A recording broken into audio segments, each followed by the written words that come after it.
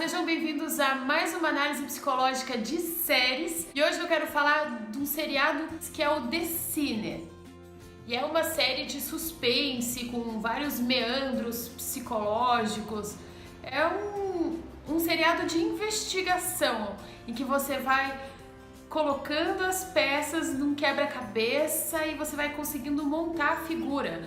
Porque logo que começa o primeiro episódio você fica tipo assim, hã? E todo mundo fica assim, né? Todos os personagens da série você fica sem entender nada. E é interessante porque em vários momentos da série, e principalmente na situação chave do seriado, você mesmo como espectador fica com uma sensação assim como se tivesse um diabinho e um anjinho aqui do seu lado. Em que um fala, o diabinho, vai lá, faz, se solta, fica de boa. E o outro lado fala, não, para, sai, chega, acaba com isso, vai embora. Então você fica até ali na cena-chave com essa ambivalência que fala muito dessa questão do bem e do mal, do que é aceitável, do que não é aceitável.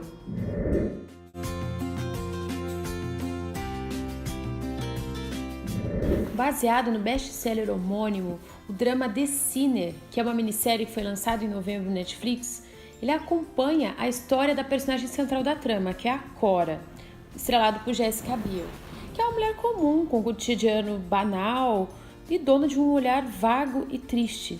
Ela é casada, tem um filho e ajuda o marido num negócio modesto. Mas uma bela manhã na praia, durante o passeio de domingo, uma praia cheia, tudo muda. Ela é tomada de fúria e esfaqueia um rapaz e depois do crime ela é presa.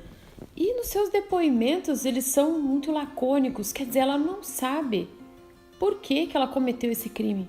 E é interessante que a premissa do The Sinner é que você sabe quem é o assassino, mas você não sabe qual é a motivação do crime. E o ato da Cora, ele parece inexplicável inicialmente, um rompante. Ela confessa e a pena dela é a prisão perpétua. Até que o investigador designado para o caso, o Bill Pullman, que é o detetive Harry, ele insiste para tentar descobrir o que está por trás de toda essa tragédia e vai ver testemunhas, vai tentar escavar o passado da moça para tentar entender por que ela cometeu esse crime. Então o seriado ele se passa em 3 situações diferentes, não sei o nome técnico para isso. Ele se passa com flashes da infância da Cora, da personagem principal, da atualidade, quer dizer, o que está acontecendo agora, e também flashes de uma situação pontual específica da série. Eu selecionei 3 pontos de análise psicológica principais, que seria o embate e a relação entre o consciente e o inconsciente, a dissociação psicogênica e o estresse pós-traumático, e a culpa, que é o que permeia toda a série. Não é à toa que The Sinner significa a pecadora. Então vamos lá. Tópico número 1, interação consciente-inconsciente. Se você parar para pensar, o que você sabe a respeito de você mesmo? O que você tem consciência em relação às coisas que você faz, que você pensa, que você sente? Pela teoria do inconsciente, basicamente, a gente não sabe coisa nenhuma. Quer dizer, tem um monte de coisa atuando aqui em mim e em você que a gente não tem a mínima ideia. E esse desconhecimento de si mesmo faz com que muitas vezes a gente não seja senhor das nossas próprias ações, senhor das nossas próprias ideias. Não somos senhores absolutos da nossa história. Então qual que é a estratégia que ele usa quando ele percebe que ela realmente não sabe, que muitas coisas não batem ali? Ele conversa com uma, não sei se acho que ela é psiquiatra, e pede para fazer hipnose nela. Ela fica meio reticente, mas ela acaba fazendo 2 sessões. E aí começam a surgir certas coisas que dão o fio da meada para ele continuar investigando. Devagarinho ela vai se aproximando aos locais, as coisas, para que ela consiga fechar o conjunto e relembrar o que tinha acontecido e qual que era a relação que isso tinha que tudo isso tinha com aquele crime. No tópico 2, dissociação psicogênica e transtorno de estresse pós-traumático.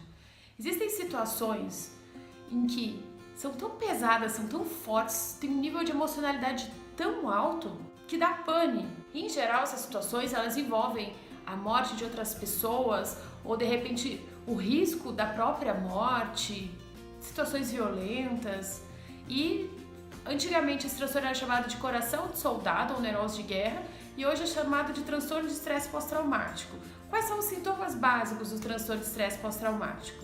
É a revivescência, flashes, pesadelos, quer dizer, aquele conteúdo, por mais que você tenha soterrado dentro da caixinha, você tenha fechado ali e criado um lapso de memória, uma amnésia, ele continua e ele vem em flashes.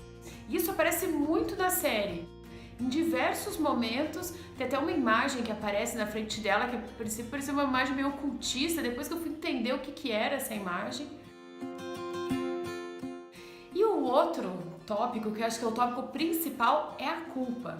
Tem duas personagens que são muito importantes na estrutura psíquica da Cora, que é a mãe e a irmã. A mãe, ela é uma fanática religiosa, fervorosa e um pouquinho sádica também, porque ela fala que no primeiro dia que ela encontra a irmãzinha dela, ela fala: escuta aqui, garota, você gastou toda a minha energia, não sobrou pra sua irmã, agora ela é doente por tua causa. Então imagina o que isso cria psiquicamente, essa noção de culpa. Então a mãe dela funciona até como um superego dela ali, dando restrição e culpa, e tanto que ela ficava dias rezando. Não podia comer um chocolate que ia matar a irmã. Então, uma relação nada legal para uma criança. E nós temos a irmã, que pela situação convalescente dela, ela não viveu, ela fica praticamente o tempo todo na cama. E ela quer, mas ela é adolescente, ela quer fazer coisas de adolescente, namorar, ter encontros, saber sobre masturbação, enfim. Ela quer viver, mas como ela não pode, ela acaba fazendo isso através da Cora, de um jeito até meio vampiro. A irmã acaba impelindo ela a encontros, enfim, que você vê que é muito mais a irmã querendo ser ela do que ela mesmo querendo fazer, ter esses encontros.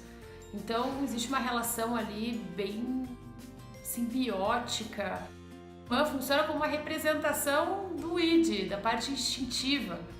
E o bacana desse seriado é porque ele fecha todas as peças. Tem uma pecinha só que eu acho que não fechou muito bem. A questão ali da família no final, mas todos os flashbacks que vão aparecendo, que vão dando pistas e ampliando a nossa visão pra gente entender um pouquinho mais da história, eles vão sendo elucidados, assim. Então é uma delícia, eu adoro série de investigação.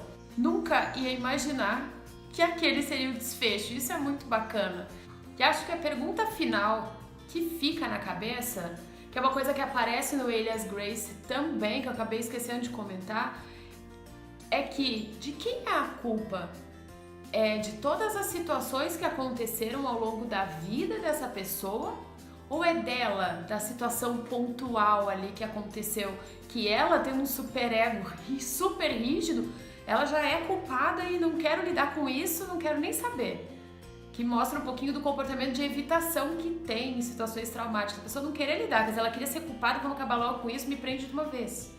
E acho que sem spoiler é só isso que eu posso falar. Se você tiver sugestões, outras coisas pra falar sobre o seriado, claro, tem muita coisa pra analisar, dá pra analisar tipo cena a cena, os flashbacks, depois quando acontece tem um mecanismo de defesa que aparece muito ali, que é o deslocamento. Eu não posso falar sem spoiler. Se quiser, eu posso fazer um vídeo esmiuçando melhor esse universo de Sinner. Então vai lá, assiste a série e depois me conta aqui nos comentários o que você achou, o que você observou, certo? Beijo, até o próximo vídeo.